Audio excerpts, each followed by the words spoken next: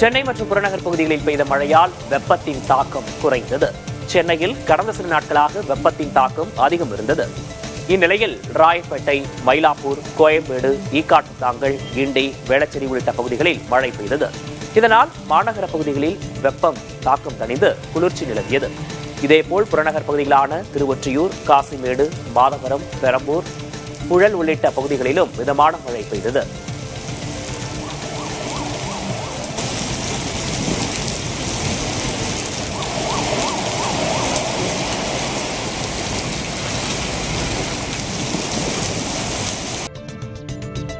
மயிலாடுதுறை, கடலூர் மாவட்டங்களில் இன்று கனமழை பெய்யும் என சென்னை வானிலை ஆய்வு மையம் அறிவித்துள்ளது.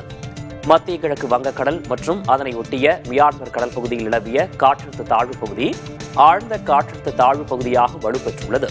இது அடுத்த 24 மணி நேரத்தில் மியான்மர், வங்கதேச கடற்கரையை ஒட்டி நகரும் என தெரிவிக்கப்பட்டுள்ளது.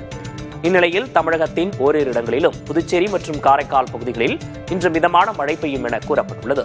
சென்னையில் இன்று மிதமான மழை பெய்யக்கூடும் என கணிக்கப்பட்டுள்ளது. மயிலாடுதுறை, கடலூரில் கனமழை பெய்யும் எனவும் கூறப்பட்டுள்ளது. தஞ்சை, திருவாரூர், நாகை, மயிலாடுதுறை, புதுக்கோட்டை, அரியலூர், திருச்சியில் நாளை கனமழை பெய்யும் எனவும் தெரிவிக்கப்பட்டுள்ளது.